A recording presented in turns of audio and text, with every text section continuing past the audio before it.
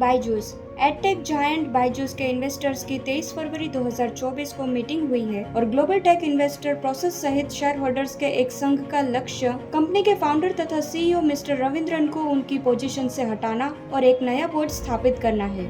भारतीय top edtech startup Byju's को पिछले साल 90% की भारी गिरावट का सामना करना पड़ा। इन्वेस्टर्स ने साथ छोड़ दिया, डेलॉयट ऑडिटर की पोजीशन से हट गए और अमेरिका के ऋणदाताओं के साथ $1.2 बिलियन के ऋण विवाद ने उनकी मुसीबतें और बढ़ा दी।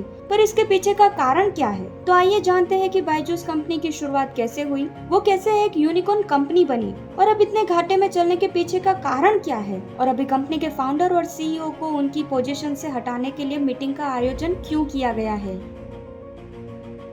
केरला के बायजू रविंद्रनाथन, जो कि बायजूस के फाउंडर और सीईओ है, जो बचपन से ही सेल्फ लर्नर थे और मैथ्स जैसे सब्जेक्ट्स के कॉन्सेप्ट इजीली समझने और सॉल्व करने के लिए इजी और नई टेक्निक्स का यूज करते थे और वही टेक्निक्स से वो अपने फ्रेंड्स को भी पढ़ाने लगे। I come from a small village.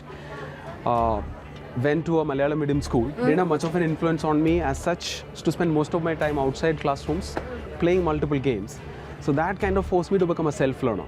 So being a self-learner throughout, math and science I've learned on my own.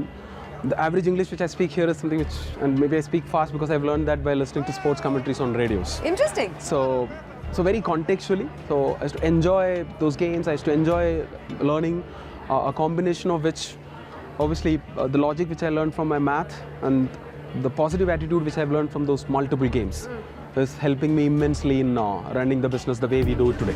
और उनकी पढ़ाई के बाद जब वे बैंगलोर में 2007 में इंजीनियर के तौर पर कार्यरत थे, तभी उनके फ्रेंड्स जो कि जॉब के साथ कैट की एग्जाम के लिए प्रिपरेशन कर रहे थे, वही फ्रेंड्स के कहने पर उनको प्रिपरेशन में मदद करना शुरू किया और रविंद्रन ने भी कैट की एग्जाम दे दी, जिसमें वे 100% लेके आए। तभी से उनकी पढ़ाने की जर्नी शुरू हो गई। 2011 में मिस्टर रविंद्रन की think and learn private limited company officially register हो गई, जहाँ किंडरगार्टन से 12वीं क्लास तक के स्टूडेंट्स के लिए क्लासेस अवेलेबल थी। 2014 में बायजू ने मणिपाल ग्लोबल एजुकेशन से एक महत्वपूर्ण इन्वेस्टमेंट हासिल किया, जिसमें मोहनदास पाई ने 26% हिस्सेदारी की। 2015 से 2021 तक कई इन्वेस्टर्स आए और यह भारत की पहली एडटेक यूनिकॉर्न बन गई। इसके शिक्षण ऐप ने भारी लोकप्रियता हासिल की और 90 दिनों में 2 मिलियन छात्रों को आकर्षित किया। चैन जकरबर्ग सहित कई बड़ी फंडिंग हासिल करके बायजू का मूल्यांकन 2021 में बढ़कर $22 बिलियन हो गया, जो कि एक उल्लेखनीय सफलता है। Names, unicorns, probably the largest edtech company in the world.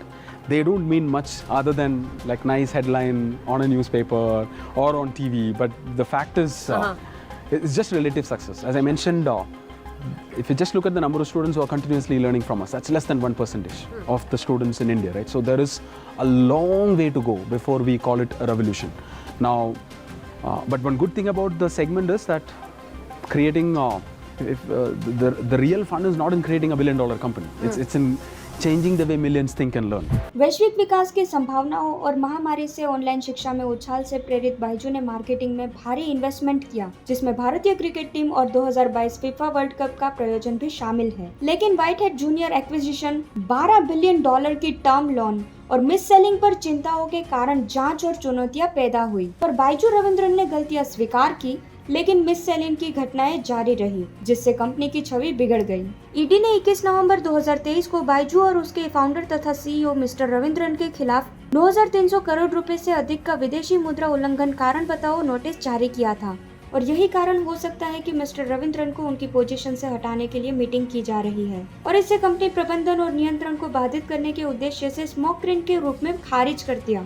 अदालत के आदेश के बावजूद मिस्टर रविंद्रन को सीईओ के पद से हटाने पर जोर देने के इरादे से बैठक जारी रही। मिस्टर रविंद्रन का आरोप है कि जनरल अटलांटिक और फेसबुक के फाउंडर मार्क जकरबर्ग और उनकी पत्नी प्रिसिला चैन के वेंचर चैन जकरबर्ग के इनिशिएटिव सहित इन्वेस्टर्स ने बैठक बुलाकर शेयरधारक समझौतों का उल्लंघन किया है। और अगर आपको यह वीडियो पसंद आया हो तो लाइक और शेयर करें और ऐसे ही इंटरेस्टिंग वीडियोस देखने के लिए चैनल को सब्सक्राइब करें।